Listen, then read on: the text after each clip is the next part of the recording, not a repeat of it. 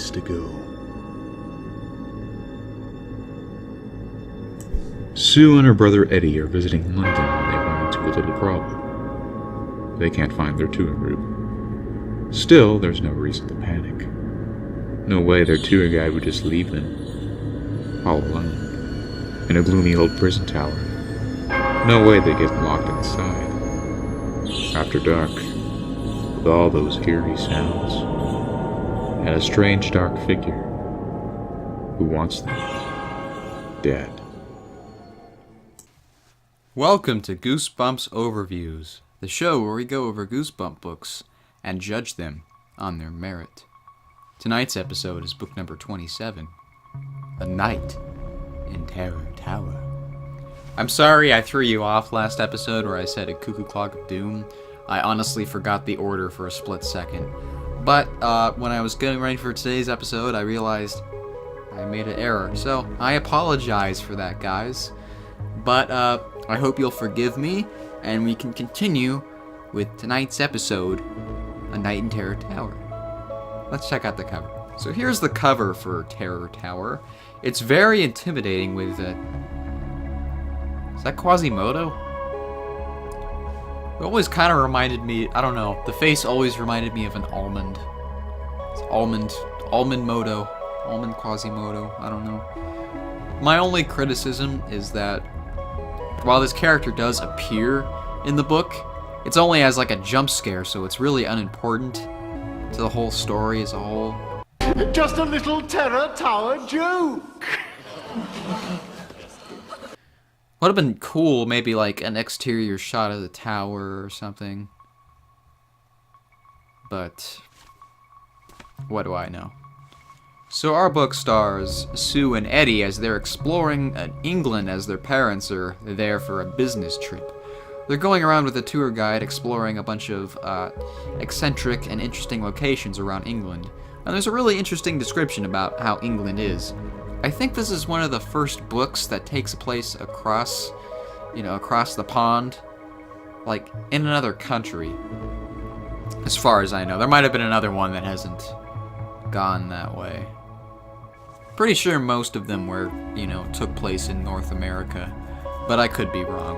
But so with this synopsis, I'm gonna have to be really short with this because there's a lot of crazy shit in here, and to go into it in depth would spoil a lot of stuff. And this book is good to the point where I don't want to do that. But anyway, they're exploring Terror Tower, a sort of dungeon, if you will, when they notice they're being followed by this mysterious man in black who seems to want them. Holy wax. Eddie.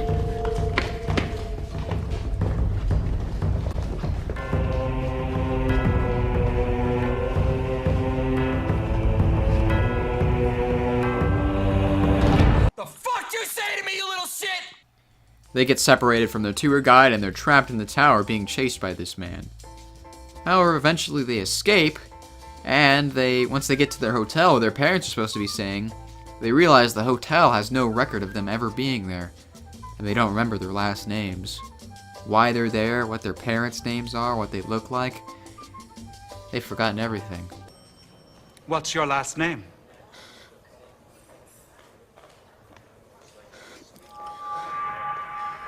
Your last name? Your last name? You don't know your last name.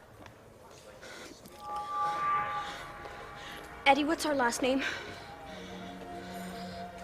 I don't know. Your last name? Let me tell you, that notion alone is horrifying for a child, and really interesting. This is probably one of the most out there plots in the entire series thus far. Besides maybe, I don't know, parts of Camp Nightmare. Although that one kind of came off as, stupid to me. This one, however, does not come off as stupid, except, well, the ending is very rushed, in my opinion, and kind of feels like a Deus Ex Machina. Because it was lining up to be a really dark ending. Unfortunately, we didn't get that, which is disappointing. The mad pickpocket strikes again. The obnoxious little brother strikes again. Never even felt me take it. Have to admit, you are getting pretty good. Let's see, the characters of Sue and Eddie, not very interesting, I'm sorry.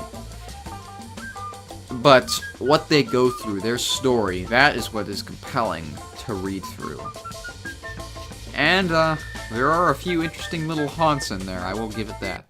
Go back! Go back! Go back! Run for your life!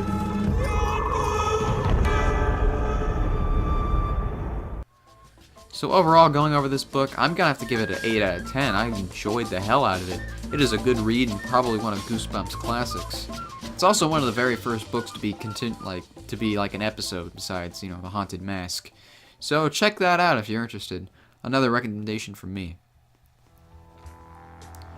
So guys, that has been my review on A Night in Terror Tower. Sorry about the mix-up with the book names, and we shall get to A Cuckoo Clock of Doom. The next episode, and this time I'm serious, A Cuckoo Clock of Doom shall be our next episode.